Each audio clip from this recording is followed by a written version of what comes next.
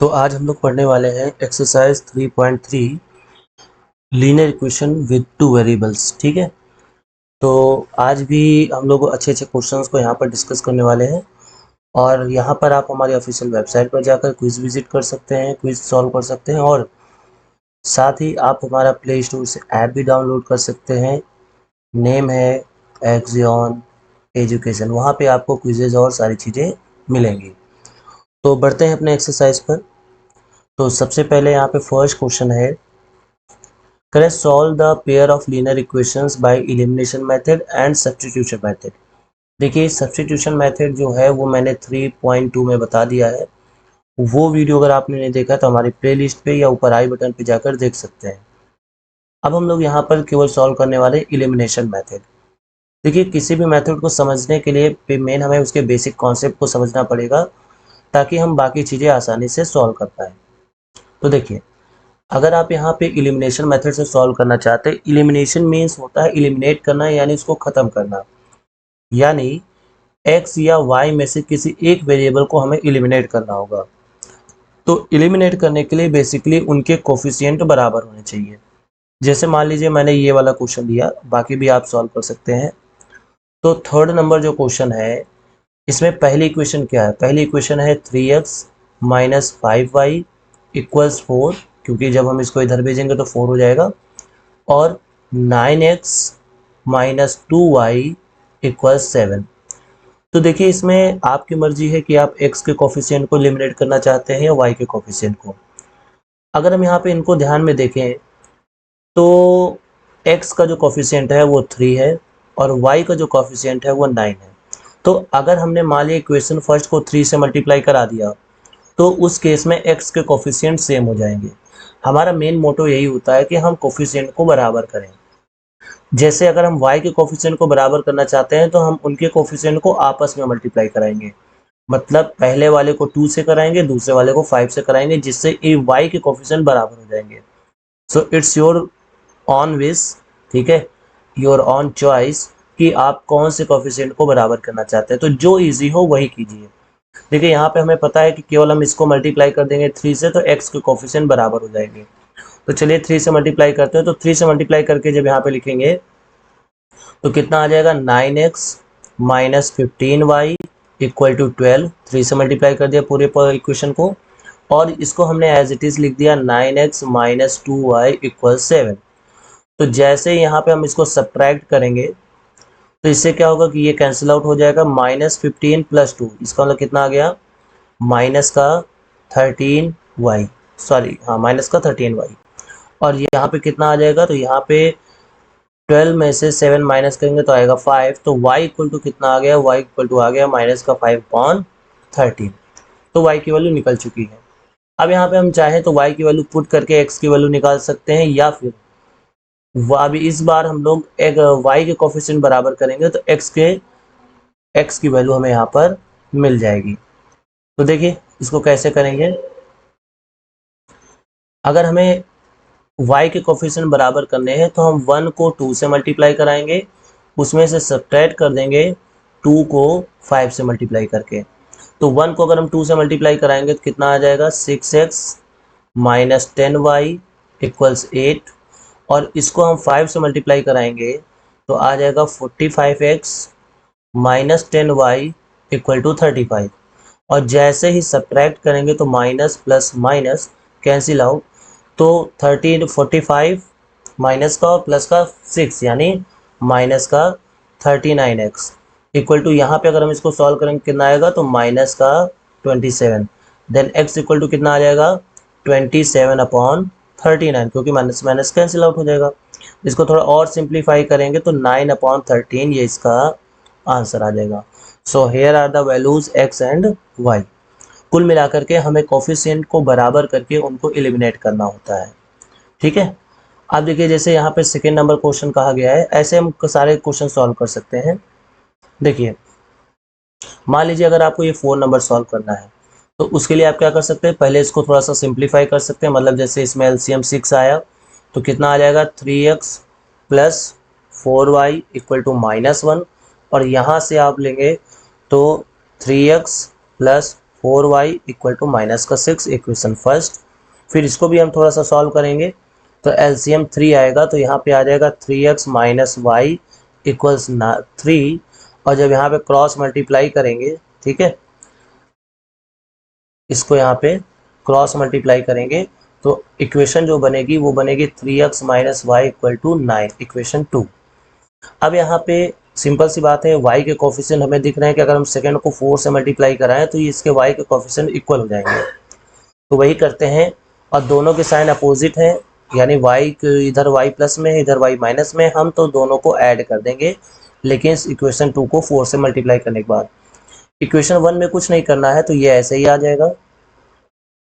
Equation 2 में हमें 4 का मल्टीप्लाई करना है, तो यहाँ से आ जाएगा 12x minus 4y equal to 36। जब हम ऐड करेंगे तो ये सिंपली कैंसिल आउट हो जाएगा, यहाँ से कितना आ जाएगा 15x, और यहाँ पे कितना आ जाएगा 30, तो x इक्वल्स कितना आ जाएगा 2। अब x इक्वल्स टू 2 किसी में वैल्यू रख देंगे, मान लिया यहाँ पे बाई 2, ठीक है, 3x का मतलब 2 माइनस वाई इक्वल टू 9, तो यहाँ से माइनस वाई इक्वल टू आ जाएगा 9 minus 6, then Y equals to आ जाएगा माइनस का 3। तो यहाँ से हमें वैल्यू मिल गई x इक्वल्स 2 और y equals minus 3। So I hope आपको ये समझ में आ गया होगा, ठीक है।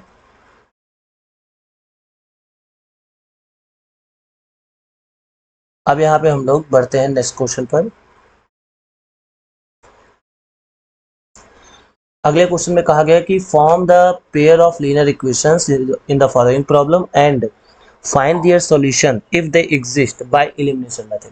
देखिए, इफ दे एग्जिस्ट का मतलब ये हुआ कि हम यहाँ पर कंडीशन को वेरीफाई करेंगे, मतलब a1 upon a2 not equal to होना चाहिए b1 अपॉन b2। अगर ये कंडीशन सेटिस्फाइड हो रही है तो उस केस में आपको पता है इंटरसेक्टिंग होता है, यानी यूनिक सॉल्यूशन यहाँ पर हमें मिलते हैं। तो ये कंडीशन हमें चेक करना जरूरी है ताकि हम ये पहले पता कर पाएँ कि इसके सॉल्यूशन मिलेंगे कि नहीं मिलेंगे। अब देखिए, जैसे पहला क्वेश्चन क्या कहा गया है, if we add 1 to the numerator and subtract 1 from the denominator, fraction reduces to 1 and it becomes 1/2 if we only add 1 to the denominator। देखिए, अब यहाँ फ्रैक्शन की बात आ गई, तो सबसे पहले हमने मान लिया कि न्यूमरेटर x है, डिनोमिनेटर y है, तो बताइए फ्रैक्शन क्या होगा, फ्रैक्शन होगा x अपॉन y। अब अकॉर्डिंग टू फर्स्ट कंडीशन क्या कह रहे हैं कि न्यूमरेटर में 1 ऐड करना है, दैट मीन्स x प्लस 1, और डिनोमिनेटर में 1 सब्ट्रैक्ट करना है, दैट मीन्स y माइनस 1, और ये रिड्यूस हो जाता है, ये कितनी फ्रैक्शन रिड्यूसेस टू 1, यानी ये 1 हो जाता है। इसको थोड़ा सा सॉल्व करें तो x plus 1 equal to y minus 1, so यहाँ से x minus Y equal to minus का 2, इक्वेशन फर्स्ट। देखिए, मैं यहाँ पे इक्वेशंस बनाए दे रहा हूँ, बाकी चीज़ें आप आसानी से सॉल्व कर सकते हैं। इसके बाद फिर कहा गया कि if you add 1 only to the denominator, ठीक है, अगर हम डिनोमिनेटर में 1/2 हो जाता है अगर हम डिनोमिनेटर में केवल 1 ऐड करते हैं, तो इसका मतलब ये हुआ कि अगर हम सेकेंड कंडीशन की बात करें तो अगर हम यहाँ पे डिनोमिनेटर में 1/2 1 ऐड करते हैं, ठीक है, it becomes 1/2 if we only add 1 to the denominator. तो डिनोमिनेटर में अगर हम ऐड करते हैं तो ये 1/2 हो जाता है। अब क्रॉस मल्टीप्लाई कर दें तो यहाँ से ऐसा आ जाएगा, और फिर यहाँ से इक्वेशन बनेगी 2x minus y equals 1, that is equation 2। तो अब हम यहाँ पे इसको सॉल्व करके इसके x और y की वैल्यू निकाल लेंगे। सेकेंड नंबर इसका जैसे क्वेश्चन है, second number 5 years ago Noori was thrice as old as Sonu. तो देखिए, हमने मान लिया, यहाँ पे उम्र की बात हो रही है, तो हमने मान लिया कि सोनू की उम्र x है और नूरी की उम्र y है। अब ये कह रहे हैं 5 years ago, अब बताइए 5 साल पहले इसकी उम्र कितनी रही होगी, x माइनस 5, नूरी की उम्र कितनी रही होगी, y माइनस 5। तो क्या कहा गया है कि Noori was thrice as old as Sonu, Noori की जो उम्र है वो सोनू के उम्र की 3 गुनी है, ठीक है। तो यहाँ से हम इसको सॉल्व करेंगे तो कितना आएगा 3x minus 15 equal to y minus 5। तो यहाँ से इक्वेशन बन जाएगा 3x माइनस वाई इक्वल्स 10, इसको मान लिया इक्वेशन फर्स्ट। फिर आगे इसमें क्या बोला है कि 10 years लेटर, बताइए 10 साल बाद, तो 10 साल बाद की जब हम बात करेंगे, ठीक है, तो 10 साल बाद सोनू की उम्र कितनी होगी, x+10, और नूरी की उम्र कितनी होगी, y+10। तो इन्होंने कहा नूरी विल बी ट्वाइस, नूरी कितना हो जाएगा, मतलब ये जो उम्र है नूरी की, ये सोनू के उम्र की 2 गुनी हो जाएगी।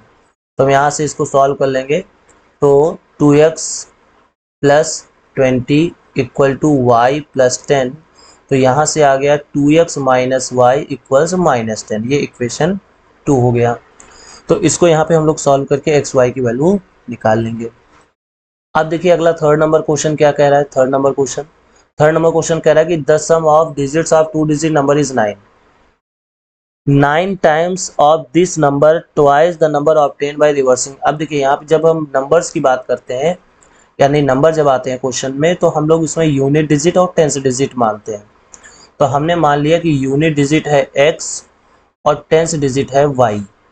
तो इस केस में नंबर क्या बनता है, तो नंबर हमेशा ध्यान रखिएगा, टेंस डिजिट को 10 से मल्टीप्लाई करके यूनिट डिजिट को ऐड कर देते हैं, तो ये क्या बन जाता है, नंबर। अब पहली कंडीशन के हिसाब से ये क्या बोल रहा है, फर्स्ट कंडीशन के हिसाब से क्या बोल रहे हैं कि sum of the digits of 2 digit number is 9, यानी दोनों डिजिट्स को जब हम ऐड करेंगे तो 9 आएगा, तो दैट मीन्स x + y = 9। ये इक्वेशन फर्स्ट हो गया।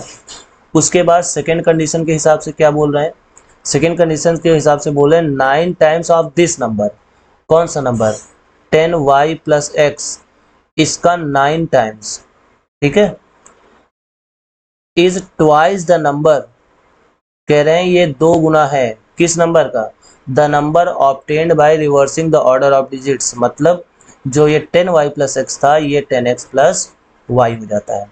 तो अब हमें इसको सॉल्व करना है, तो 90y + 9x = 20x + 2y। अब हम यहाँ पे अगर इसको सॉल्व करेंगे तो 9x उधर जाके माइनस हो जाएगा, तो कितना आ जाएगा 11x, और ये 90 उधर जाके चला जाएगा तो माइनस का 88, y = 0। तो यहाँ से कह सकते हैं x - 8y = 0, ठीक है, ये हो जाएगा इक्वेशन 2। तो यहाँ पर 1 और 2 को हम लोग सॉल्व कर लेंगे, ठीक है। यहाँ पे हम लोगों ने क्या किया, यहाँ पे हम लोगों ने 11 से डिवाइड कर दिया, ठीक है। उसके बाद यहाँ पे नेक्स्ट क्वेश्चन जो है, ठीक है, फोर्थ नंबर क्या कह रहा है, Meena went to a bank withdraws 2000 rupees, she asked the cashier. अब देखिए उसने कहा कि मुझे 2000 रुपये निकाल दो, ठीक है, कितना, 2000 रुपीज विड्रॉ करना है इसको। अब लेकिन वो कैशियर से कहती है कि मुझे केवल 50 और 100 के नोट चाहिए, ठीक है, और इस तरीके से उसको टोटल 25 नोट मिलते हैं, ठीक है। तो कहा गया कि ये बताओ 50 और 100 के नोट कितने उसको मिले। तो सिंपल सी बात है, यहाँ पे हम लोग क्या मानेंगे, समझिएगा ध्यान से।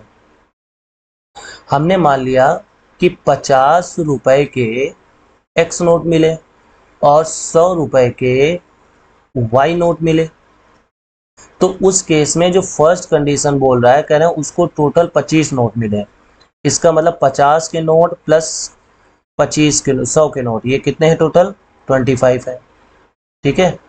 उसके बाद बोल रहा है कि से मीना वेंट टू बैंक, और उसको कितने रुपए टोटल निकालने थे, 2000। तो देखिए 50 रुपए के x नोट यानी 50x रुपए हो गए, और 100 रुपीज़ के y नोट यानी 100y रुपीज़ हो गए। तो टोटल उसका अमाउंट कितना है, 2000। अब 50 से हम लोग डिवाइड कर देंगे तो x + 2y = 50 से जब डिवाइड करेंगे तो आ जाएगा 40। तो ये हो गया इक्वेशन 2 और ये हो गया इक्वेशन 1। इनको हम लोग यहाँ पर सॉल्व कर लेंगे, ठीक है। उसके बाद नेक्स्ट यहाँ पे लास्ट क्वेश्चन फिफ्थ नंबर में क्या कहा गया, समझिएगा ध्यान से।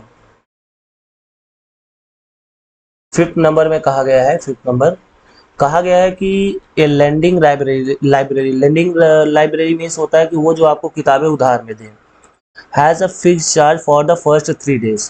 कह रहे हैं कि पहले 3 दिनों के लिए जो है वो चार्ज फिक्स है, मतलब आप 3 दिन के लिए लेके जाते हैं तो आपको एक फिक्स चार्ज देना, आप चाहे 1 दिन के लिए लेकर जाओ या 3 दिन के लिए।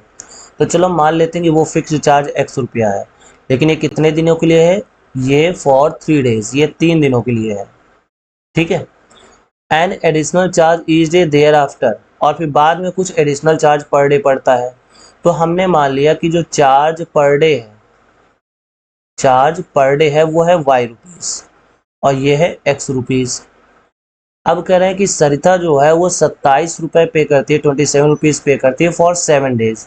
तो देखिए अकॉर्डिंग टू फर्स्ट कंडीशन जो यहाँ बोल रहा है, कह रहे हैं 7 डेज के लिए वो 27 रुपये पे करती है।